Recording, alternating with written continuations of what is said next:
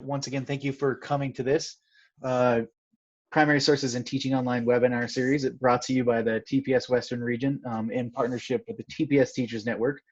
We'll go ahead and go back to you after a really short 30-second break, and there we go. Okay, so I'm going to stop sharing and Michelle's going to start sharing. So I'm going to take over. We're going to jump in right now and move into really talking about inquiry and how we use Pear Deck to create some really wonderful short decks. And Pear Deck has a wonderful partnership with Newsela. And this was what sparked an idea that came forward, and they put out a piece that's called the Weekly Wonder. And it partners with Newsela, but as many of you know, that's hard for some of us to access. It is a paid service in some contexts. Right now, it is offering some free resources as well. But we started thinking about it in regards to primary sources and inquiry. So now we'd like to jump in and talk about how you can make a Wonder Deck and come in and do a short interactive activity.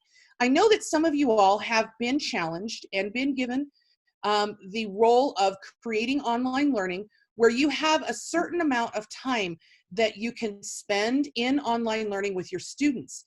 And that may be limited, and we understand that that may be the case. So now we want to take you forward and give you something that you can do in a 30-minute bracket where kids can really work through the inquiry cycle and talk about it together in class or in an asynchronous fashion or synchronously using Zoom or Google Meet or any of the other tools. So let's go through and look at it. To start really quickly, we want to show you a little bit about what this looks like. And all of these resources that we're giving you, you can make a copy of. And we've tried in our examples to give you multiple types of slides. And we're going to show you where to find more of those. So if you're a little uncomfortable making that slide yourself, this will give you an opportunity to, frankly, rip one off from Pear Deck, take what we've done and rework it to make a slide deck, and a wonderful one for use in the classroom. So you can see that we've got some samples here, Civil War recordings, analysis piece using the Library of Congress analysis tool. Laura thought it would be great to bring Commander Peary into this conversation since we've got Commander with us. And then we also went in to talk about some analysis with the Devil's Den, and then we brought in a science piece as well. And so in clicking this and choosing one of these slides, it will take you out to an automatic copy document.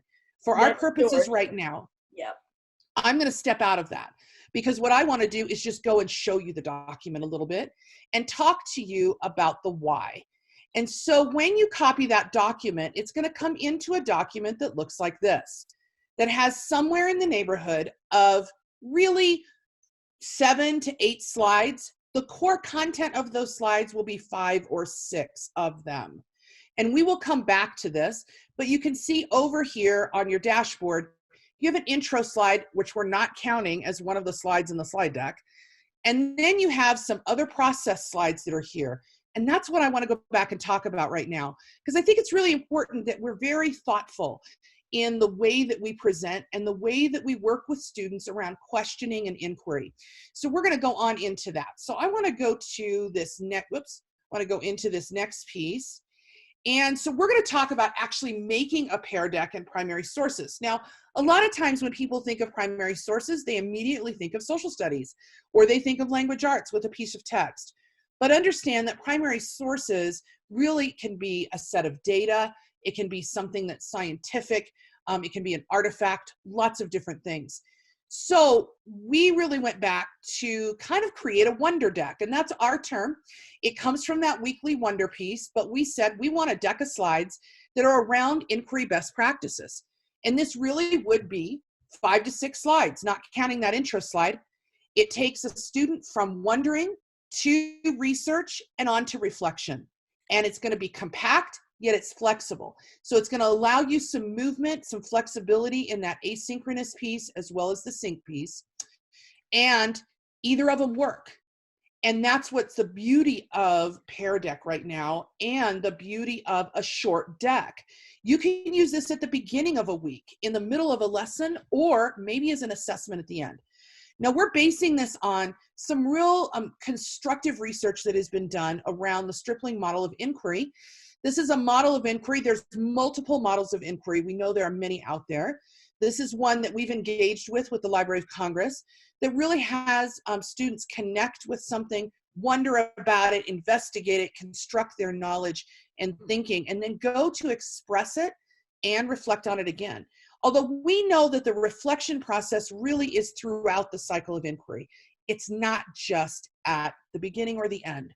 And I want to stress that because as you build slide decks, you can actually move through each of those slides and use reflection pieces. Pear Deck helps you with that. And we're going to show you how to make that happen. So we built our Wonder Deck around this cycle of inquiry. And I'd like to walk you through that really quickly. And then we'll go back in and look at some samples closer to just give you some examples. So when we thought about a slide deck, we really thought, how do we process that with the Peary, with the Peary ideas and bringing Peary to the classroom? And that very first slide, we want students to connect with it. And Pear Deck is really great because they've got some intro slides. It could be a social emotional learning one. It could be a questioning one. It could be like this one that's here, a mind map, something that the students are doing. They think about, it activates a prior lesson, or maybe it activates background knowledge or connects to something they've learned before. And that's really what we're going to start on that very first slide after our title slide. Then we're going to jump into some analysis because this is where we want to move students along the continuum of thinking. We know that once you start to analyze and then apply something, the student's memory and ours, if we're both working in the inquiry process, which is dual inquiry, is going to move from a situation of short-term learning to long-term learning. And so that's what we want them to do around analyzing and wonder. They're going to analyze a source. And this actually falls into the very first part of the Library of Congress analysis tool. And if you're familiar also with the National Archives analysis tool, you'll know that the first part of their analysis also fits here too. The students can look for things collectively or individually, and they can deconstruct a primary source, whether that is a textual piece, an audio piece, whether it is visual, or an artifact, any of those. We know there's a wide variety of primary sources and they can all be used in this. So the reason it says slides 2 to 3, because sometimes as a teacher, you may want them to do some comparison and contrast. You may want them to do a Venn diagram, have a comparison about before and after. And that's why we kind of say, you know, it can be either of those. It can be slide 2 or 3. Let's go on to the next one though. So if we go in, then we're going to go into investigation. After we do that analysis piece on those slides, we're going to go to investigating something and constructing our knowledge. You can do this a lot of different ways. You can use more primary sources that give more information. You can go to the bib information, which is rich and diverse within the Library of Congress. Understand there's some gaps there. Some of the earlier pieces that were in the Library of Congress may not have as much information. They try to collect more now. You can find a secondary source or maybe a scholarly piece of research that students can go to. And then you're going to ask students to really start constructing what they are thinking about and bringing their knowledge together in synthesis. After they do that, we're going to ask them to express it and to reflect on it. They're going to share what they do. And this is a rock star piece with Pear Deck. They're going to share their learning. They're going to reflect on it individually, depending on if you're doing this in a synchronous fashion or an async fashion. You can share that learning on the spot, or maybe, like Laura showed, you can pull the dashboard information later, post that slide midweek, and have students do a secondary activity as they proceed through the week. The other part that I like about this is thinking about the next step and asking students to think about what's the next question? What do we want to find more information about? And how do we do a reflective process and then ask, what don't we know? What are the gaps and where are we going to go with that? If you all are familiar with the Right Question Institute and also with the question formulation technique, that works very well within this inquiry slide deck process as well. And some of those next steps, when you prioritize questions, can be a really rich process for kids to investigate and go back to research. So where do you find the resources? Peary's going to show you that. Let's go ahead and click right here. And I want to take you out for a second. It's going to take a moment to load, but this is a really wonderful piece. Pear Deck has got this built for you. They've already started to think about it. On the Pear Deck link that is linked to the presentation, you'll see, and it's going to take a bit to load, that there are slide decks that are for a beginning of class, for building a community. There's your SEL piece that's so important right now, that you can check in on a student purely individually on your dashboard and see how they're doing. You can celebrate with your students. You can really think about critical ideas, having students look at what they're doing and learning and bringing that in. And then there's some discussing hard topics. And look at this, Pear Deck lesson slides for during your lesson and also at the end of your lesson. Beyond that, there's also some example questions. It's endless. When you click on this, it brings you up to a Pear Deck page. And let me go back right here. And it will bring you, this happens to be another piece that is a prompt piece, but it'll bring you to slides that look like this. You can download the slide and use it in your slideshow. So for example, I'm going to go right here. I happen to download the end of lesson slides. Now this is an automatic copy, just like Laura and I in ours. It's a forced copy, so it'll make that into your drive. And you can see here on the left that it's going to give you an entire selection of slides that you can use. This is just a starting place. But if you click on some of those slides, it's going to give you some ideas. What I love about this though, is you can go into these slides and you can edit them. You can change the questions. So if you want to use something else on a grid, you can do that. If you want to go here and change what this prompt is, you can use the images and the interactivity of it already, and you can go in and change your prompt. So these are end of lesson slides. I'd like to show you this deck. This is the critical thinking slides. This really applies to the inquiry processes we were just talking about. And if you look up at the top, you'll see some things that are familiar. You can connect concepts. You can have students think about points of view and perspective, which is really neat. You can have a wonder question or a how might we question. How would we together find an answer? Where would we look for our next steps? How would we solve this equation? How would we create a hypothesis and test it? In a situation where we're looking at labs, this is a way where students can brainstorm about how they could test a hypothesis and look for data. And so you might think of using some of these slides as a base point. So now I want to go back really quickly and share one of our presentations, and I'm going to go through that. We've got a couple of them, and I'm going to start with the first one here because it's a little different, and it's connected to a presentation that is online. It's a video. So many of you have a public broadcasting service that's in your local community. For us, it's Rocky Mountain Public Media, and they create some Colorado history pieces. And we decided to use a portion of one of their slides to talk about a STEM concept that is in our next generation standards for our students. And so we did that, and we started looking at the impact on forests. So here's our intro slide. We're going to go to the next. I hope this looks a little familiar to you because this is one of the slides that was on the intro slides. And we went in and changed and put a mining impact on a forest right here. Then we went to analysis. Here's our primary source. We asked some key questions here, asked for students to think about it and analyze it. These are leading questions. And this is an interactive slide. So students can go into the interactive slide and take a look at it. And that bar is right at the bottom so they can answer. The next one, here's a changing forest piece. Here's our video clip. Now we can clip the video, and you do have that option to go in and edit a section in many of them, but we elected not to. And one of the reasons we did that is because we wanted students to be able to experience the content that was before and after the focal point for us.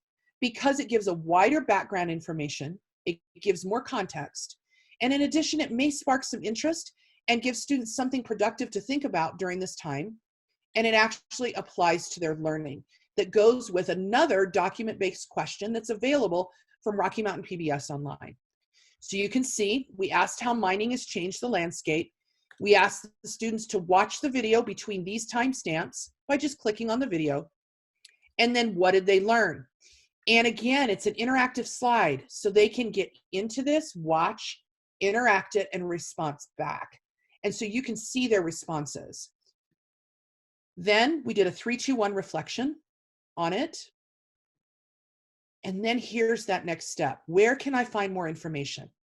What other resources would you look for to find more information on your topic?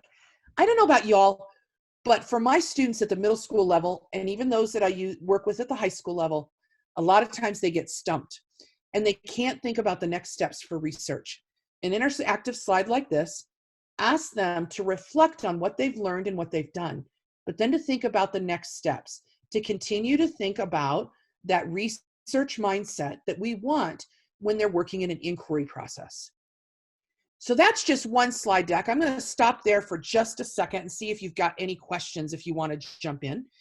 You're welcome to do that. And Laura, is there anything in the chat box that should be brought to attention right now? Just questions about copying the presentations, and that's why we made them copy, is so that you could make your own copy and then it's yours and you can edit it, use whatever slides you want.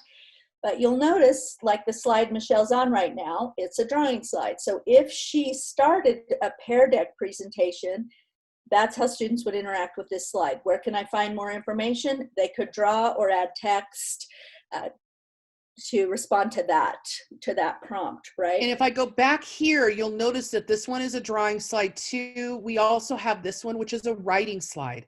It's an easy text slide for them to use. So there are some different modalities that you can use in the slides. Don't let it hinder you. Even on the drawing slide, you can add text.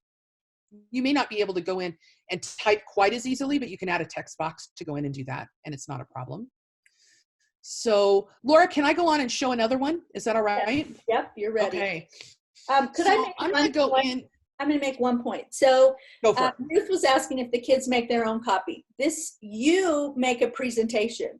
The kids don't get a copy of the slides. They get a Pear Deck code. So you don't give them the slideshow. You give them the Pear Deck's code, and then that gives them the interaction and the slides. So here's where some of the change in mentality is. A lot of us are used to working in a learning management system such as Google Classroom that force copies documents for kids to work on and then submit it into the LMS. In this case, we're creating the slide deck, but the kids have no access to it at all. As Laura said, the only thing they're going to use is that code to access it. And they're going to be able to enter in their information, and that it is shared with you so that you can see it and they can see it. That's also a really nice piece, because in an asynchronous piece, you can look at the feedback and directly interact with students. You don't always have to do it as a large group. And that can allow for some differentiation.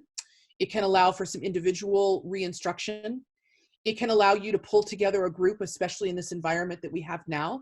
You can give a Pear Deck and easily determine which students are struggling with the activity and pull them back together to revisit the idea, to revisit the prompt, or maybe to reteach in a conference setting. And you can do that through, right now, remotely, Zoom or Meet, but in the classroom setting, you could pull them into a small group. So Pear Deck, they're not looking at the whole deck, they're just looking at the series of slides that you're giving them access to. So, Laura, is that good? Can I go? Yes. All right. So I'm going to show you this one. It's Gettysburg and Devil's Den. And this one's kind of a nice example just to show how slides can be used with primary and secondary sources together. For some of you who have history background, you may understand this story. There's been a lot that's been done with it. The Devil's Den area is, it's very visited today, and it is at Gettysburg. And I'm going to start off with a what do you wonder about this topic? Now, I never start with this slide in my classroom. They're always doing an activity when they come in my classroom. A lot of times I'll just leave this up and say Gettysburg, Antietam, whatever's there, and that'll be up on the screen. And so that keyword is there for them to think about, which leads into that next slide. What do you wonder about? So this is a response. They can go ahead and type in or give us the response. So when they pick up their device, they'll be able to give a response there. Then we're going to go into some analysis.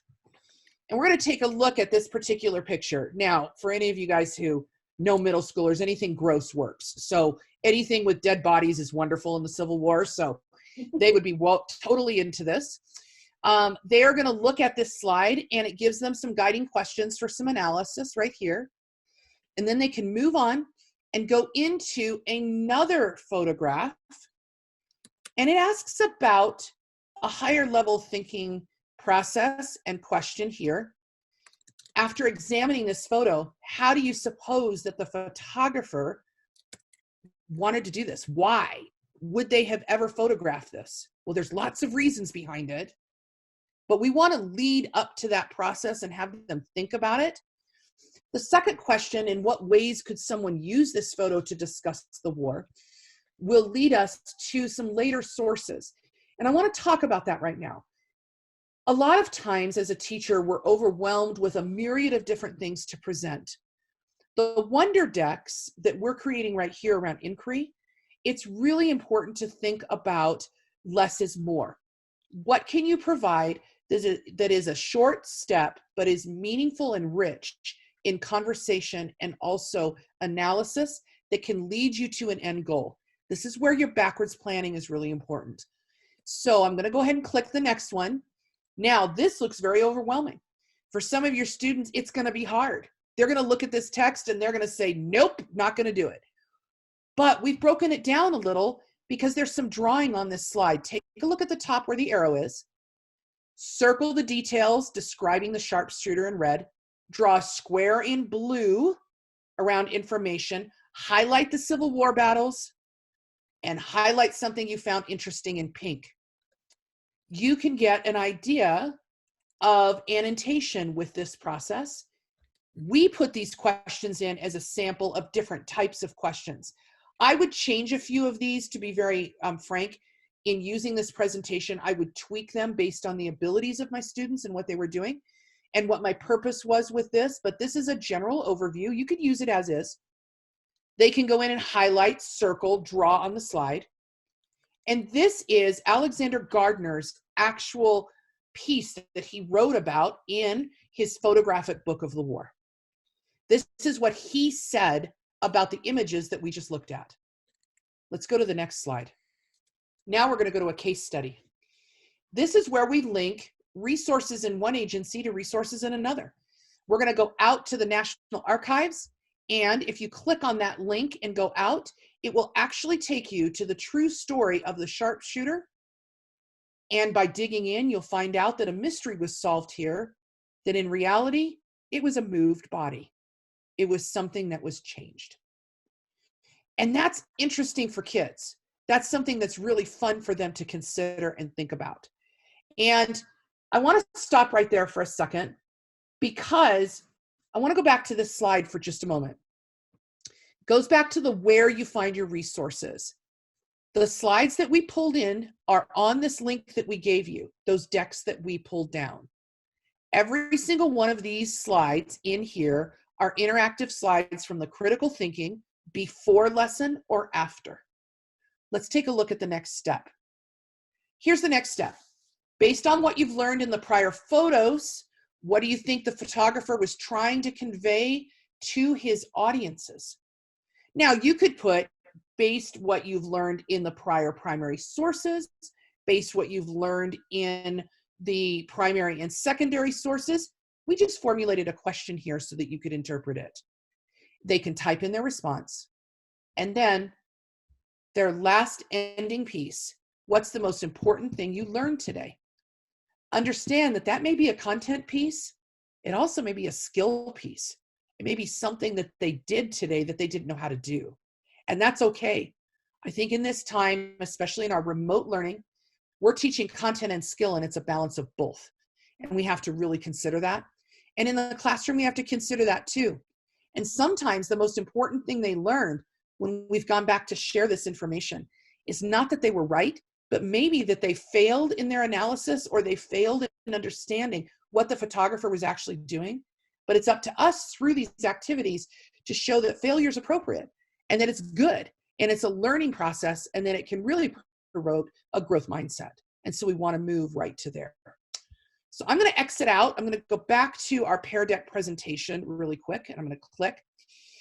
And our resources, Peary really goes after it. You've got your weekly wonders that you can go to, the Newsella Daily Deck. I would really think that this is something you want to take a glance at and just look at it really quickly. Then we've also given you remote learning supports from Pear Deck, student-paced lessons that are models that you can use. In addition, some student-paced tips.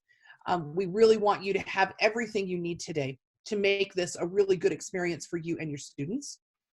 And I'm going to stop right there and put you on this slide. And Laura, I am going to ask, is there anything else that we can answer in questions for the people that are with us? Because we've got about 3 minutes before we wrap up tonight. I think it might help if you went back and started a Pear Deck presentation and kind of walked through how to do student paced.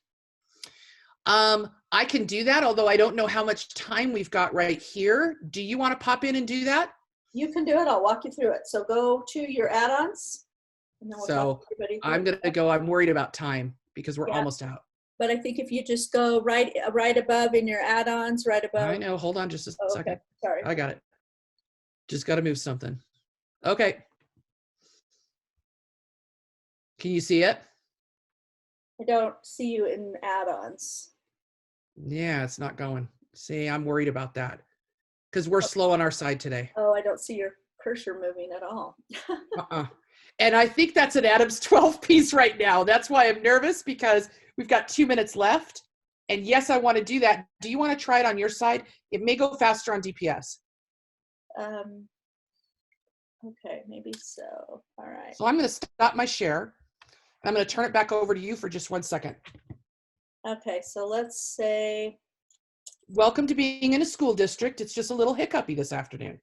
Yeah, so if I wanted to start this out, and here's my presentation, I'm going to go to Start Lesson. And then this is my choice. So this time, let's choose student paced, okay? So if I choose student paced, so if you downloaded one of those Peary and primary sources that Michelle was just going through, you would open it up with your add-on like this. And then you have, I like this. So we showed you how to give them the code, but you can also just give them this link and throw that in an email, in your Google Classroom, in your Schoology assignment, however you're working with kids, and then they can go straight into this student paced. This one will go straight to Google Classroom if that's what you're working with. And then once you're in, then you can go down here and it says, like, turn off student paced. So I can change that, or I can leave it in student paced. So when I'm sharing that link with students, I leave it in student paced, and I can leave that in student paced up to 30 days.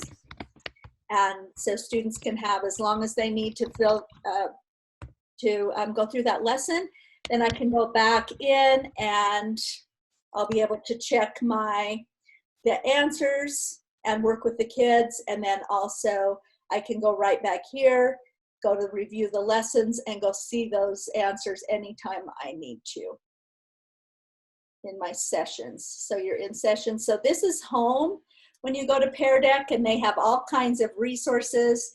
We'll have to do Flashcard Factory on another day, but tons of resources. This is where you've been, so it kind of keeps record. And then all of your sessions that you've ever given are here. You can open them up in presentation, dashboard, or turn off student pace there. So you have those options as well. So that's what we're mostly seeing with students, with teachers right now, is this student-paced mode because of remote learning. So students can do that whenever it works for them. So I think it goes back to you, Keith, unless there's some other questions. I did see one more question in there about having it be for the student-paced lessons. Can they be read aloud to the student? So Pear Deck doesn't have that option. You could add, so anything that you would do with Google Slides, you could add a link to a Screencastify, a Vocaroo, any kind of link of you reading or recording. But yeah, it would just be an extra click in a slide for the kids.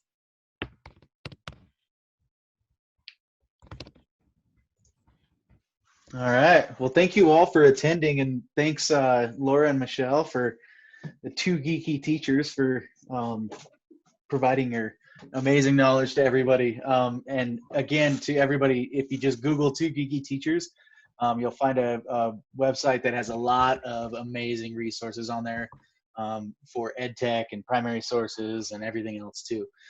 So thank you also to Keith Patterson and Crystal Payne for manning the chat room, and of course to the Library of Congress for making all of these webinars possible through the TPS program.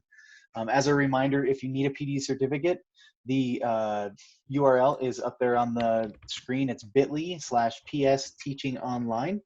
So you can fill that out and we'll send you your PD certificate as soon as we're able. All resources will be shared in the TPS Teachers Network as well.